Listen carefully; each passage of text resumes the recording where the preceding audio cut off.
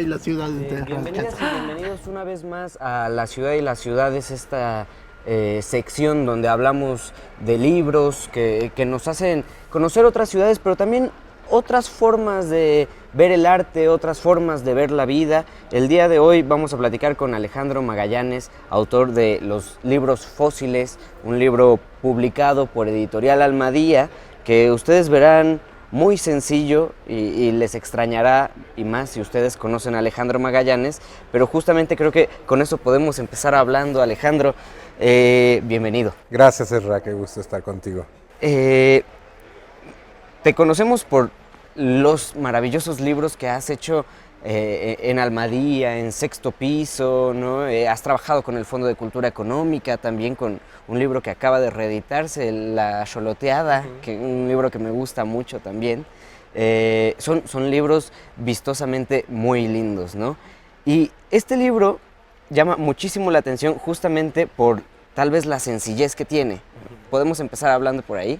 Bueno, sí, fíjate, Ezra, que lo que pasa es que la portada la tienes que hacer tú.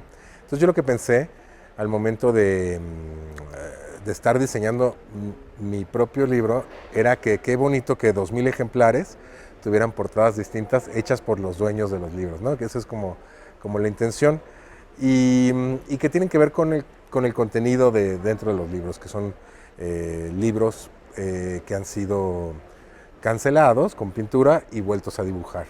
Entonces yo dije, bueno, más o menos lo mismo puede ocurrir con este libro al momento que...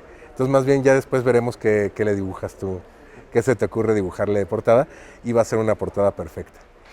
Algo que me gusta mucho de todo tu trabajo es ver los libros más allá de el contenido que vamos a encontrar en ellos, ¿no? También uno crea vínculos sentimentales con sus libros, indudablemente, pero tú haces libros que no solamente tienen la onda sentimental, no solamente el contenido, sino que son libros que uno quiere tener.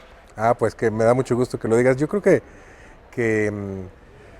parte de la cosa es que los libros sí son más que su contenido de textos. Es decir, un libro es la tipografía con la que está escrito, el tamaño en el que está, si tiene folios, si tiene cornisas, si tiene un índice al principio, tiene un índice después, si tiene capitulares, si tiene márgenes suficientes, el papel en el que está impreso, la forma en que está encuadernado, los materiales en los que está hecho, si tiene una página de cortesía, si no la tiene. O sea, un libro es todo eso, más el texto o el material que lo acompaña, ¿no? O sea, pueden ser fotos, pueden ser ilustraciones, ¿no? Pero en sí mismo ya cada objeto tiene un contenido.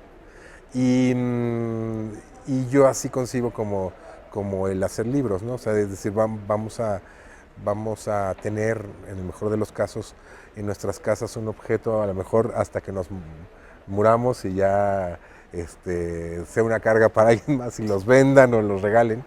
Y de qué forma podemos tener eso que vamos a conservar con cariño, como dices, como un vínculo, cuáles son los materiales, si dentro de 20 años lo vas a abrir y se te va a volar el libro como baraja, en fin, ¿no? Y un poco de eso también tratan estos libros fósiles, ¿no?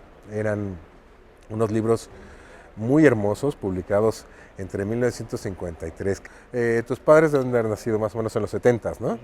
Entonces, estos libros que yo ocupé para hacer mis libros fósiles eran desde libros publicados entre 1953 y 1971, año de mi nacimiento. Y eran libros muy bonitos, eran libros con unos materiales hermosísimos, con unas pastas duras, unos estampados, una tipografía, pero que a nadie le interesaban ni regalados, ni aunque costaran 5 pesos, la gente los quería, los compraba. Eran libros que estaban destinados ya al desecho, a ser molidos y probablemente convertirse en otra clase de papel.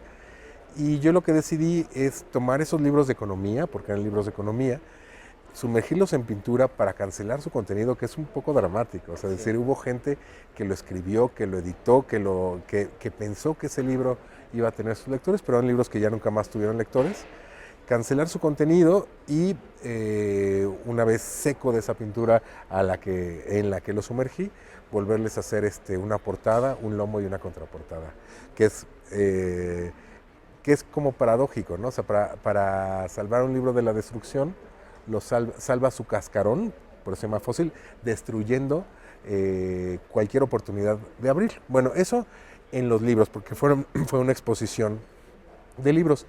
Al momento que los fotografías y lo pones en una colección de dibujo, entonces se me hace aún mayor la paradoja, o sea, es decir, son fotografías de libros dibujados que no son libros en una colección de dibujo y se trata sobre libros, entonces sobre libros fósiles. Entonces, como que todo este retruégano, por lo menos del pensamiento, se me hacía muy divertido. Por eso, qué bueno que tenga los textos de Verónica Gerber y de Selva Hernández para contextualizarlo. Es como metaliteratura hecha pues con arte, ¿no? Sumamente conceptual. Yo creo que sí, y a la vez también es muy sencillo, o sea, también es a veces incluso bobo. Pero a veces yo creo que esa sencillez o incluso la bobería te lleva a otras cosas. Por ejemplo, uno de los ejemplos que me gusta decir es, hay un ejemplar que dice Historia del baño sauna en México, donde aparece como un libro súper clásico, con una tipografía centrada, con patines, muy elegante, y atrás aparece un señor pues ahí como sudando, ¿no? Tomo 13, ¿no? Entonces ahí lo que estoy diciendo es que hay 12 tomos anteriores a eso, ¿no? Y dices, bueno, ¿habrá un lector para la historia del baño sauna en México? Probablemente sí.